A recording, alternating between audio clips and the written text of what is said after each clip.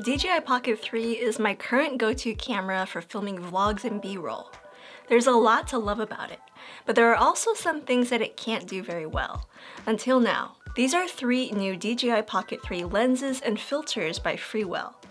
When compared to the official DJI lenses and filters, Freewell does several things right. But there are also a couple things that I'm not the biggest fan of. So in this video, I'll explain. First of all, full disclosure, Freewell sent these products out for me to try out, but they did not pay me to say anything, nor did they review this video before publishing. So these are my honest, unfiltered opinions about these products. Now off the bat, the 3 lenses that we have here are the 40mm macro lens, the 18mm wide-angle lens, and the 1.1x anamorphic lens. And towards the end of this video, I'll also show you how to de-squeeze the anamorphic footage in post-production. There are also 3 ND filters, ND8, ND32, and ND128.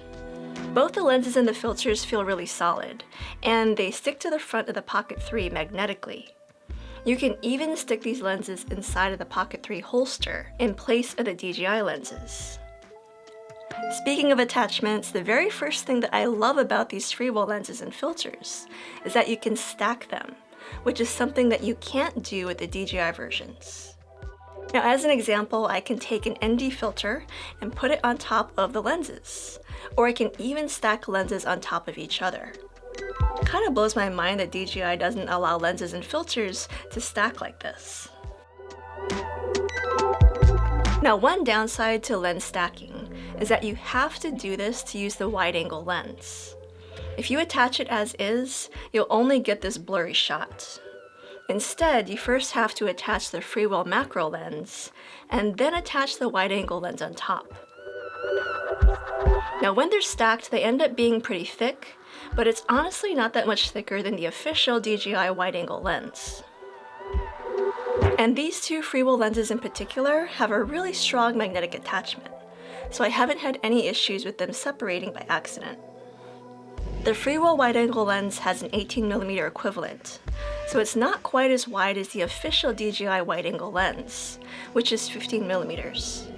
However, you still end up with a wide field of view that has less distortion on the edges, so I like that about the Freewell lens as opposed to the DJI version.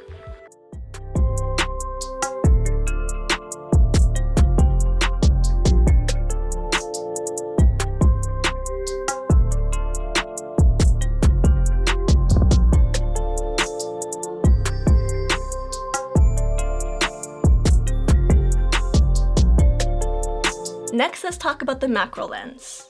You can use it by itself, and you have to be within 1 to 3 centimeters of your subject to get it into focus. There is no DJI macro lens equivalent, so if you want to get super up-close detail shots, this is the way to go. Now the only trick is that you end up so zoomed into your subject that it can be hard to get stable footage if the subject is moving around. So to help with focusing, I recommend shooting in slow motion, like 4K 120 frames per second, when you're using this macro lens.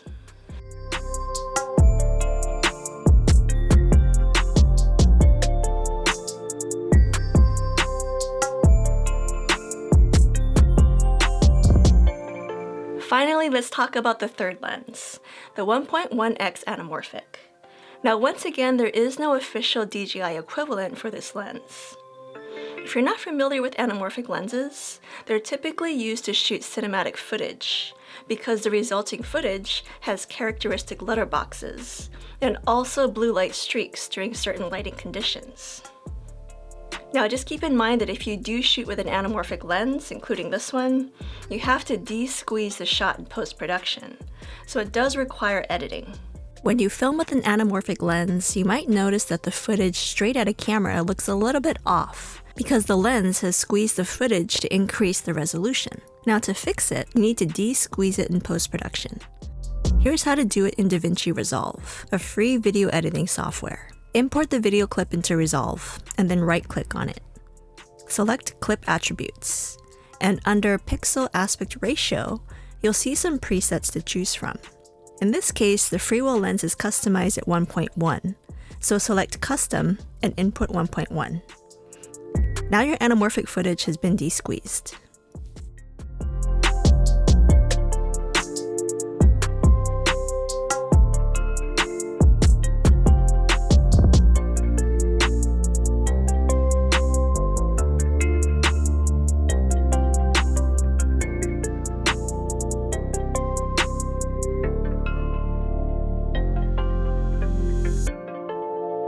So that was an overview of these products and the things that I liked about them so far. However, there are a couple of things that I haven't liked. First of all, the magnetic attachments. Now for the macro and wide-angle lenses, the magnets are quite strong, even when they're stacked on top of each other. I haven't had issues with them falling off. However, I cannot say the same for the ND filters. The ND filters can magnetically attach to the Pocket 3 by themselves, but it's such a light attachment, I think that they're clearly intended to be used when they're attached on top of a Freewell lens, because in this case, they have a rock-solid attachment. And the last con, in my opinion, is that you can't currently purchase these lenses and filters separately. You have to buy them as a bundle, which costs about $150 or even as low as $120 if they're on sale. But honestly, that's really pricey, especially if you don't need all of the components. But hopefully that will change in the future, and Freewell will allow for the purchasing of individual pieces.